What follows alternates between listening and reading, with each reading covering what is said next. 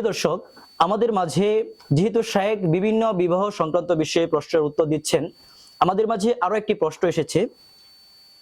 ইসলাম একজন পুরুষকে 4টি বিবাহের অনুমতি দিলেও আলী রাদিয়াল্লাহু তাআলা আনহুকে ফাতেমা রাদিয়াল্লাহু তাআলা আনহু জীবদ্দশায় বিবাহের অনুমোদন দেওয়া হয়নি কেন? চমৎকার একটা প্রশ্ন করেছেন। এমনকি আমরা অনেকে এরকম ভাবে প্রশ্ন করে যে খাদিজা রাদিয়াল্লাহু তাআলা আনহু জীবদ্দশায় আল্লাহ রাসূল দ্বিতীয় বিবাহ করেননি এবং ফাতেমা রাদিয়াল্লাহু তাআলা আনহার জীবদ্দশায় হযরত আলী রাদিয়াল্লাহু তাআলা আনহু দ্বিতীয় বিবাহ করেননি। শেখ, এই ব্যাপারে ইসলাম এবং আপনার অভিমত কি?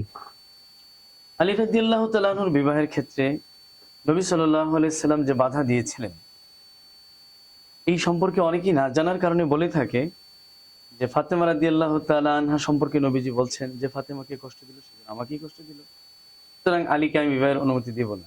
কিন্তু এই হাদিসের মধ্যে এই এবারটুকু রয়েছে যে আমি হারাম করব না যা আল্লাহ তাআলা হালাল করেছেন।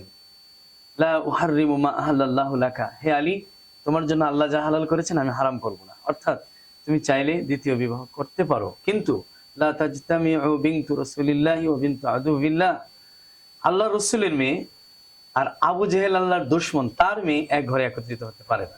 সুতরাং একাধিক বিয়েকে রাসূল সাল্লাল্লাহু আলাইহি সাল্লাম এখানে নিষেধ করেননি, আপত্তিও করেননি।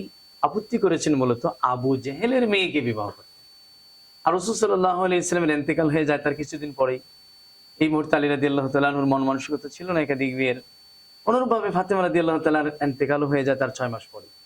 ফলে ফাতেমা রাদিয়াল্লাহু তাআলা আনহার জীবদ্দশায় আলী রাদিয়াল্লাহু তাআলা আনহু আর বিবাহ করতে পারেননি। কিন্তু আমরা সকলেই জানি তিনি পুরা জীবনে 9টি বিয়ে করেছিলেন এবং ইন্তেকালের সময় ওনার 4 জন স্ত্রী বহাল ছিল। তাহলে একাধিক বিয়েতে রাসূল সাল্লাল্লাহু আলাইহি ওয়াসাল্লামের মূলত আপত্তি ছিল না। আবু জেহেলের মেয়েকে যেন ফাতেমা রাদিয়াল্লাহু তাআলা আনহার সতীন বানানো না হয়, এই ব্যাপারে আপত্তি ছিল।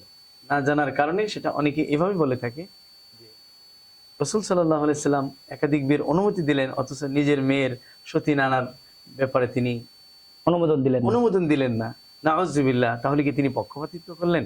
এটি সম্পূর্ণই ওনার উপর একটি ভুল অপবাদ। ধন্যবাদ শেখ, চমৎকার ভাবে আপনি উত্তরটি দিয়েছেন এবং আশা করছি দর্শক আপনাদের এই প্রশ্নের উত্তরটা বুঝতে আর সমস্যা হবে না। প্রিয় দর্শক, আল ফয়েজ টিভি নিবেদিত ফয়জুল কোরআন অনুষ্ঠানে আমরা শেষ পর্যায়ে চলে যাচ্ছি। এর মাঝে আমরা ছোট্ট একটা বিরতি নিচ্ছি। বিরতি শেষে আপনাদের মাঝে আবারও চলে আসবো ইনশাআল্লাহ। আশা করছি সেই পর্যন্ত আপনারা সকলের সাথেই থাকবেন।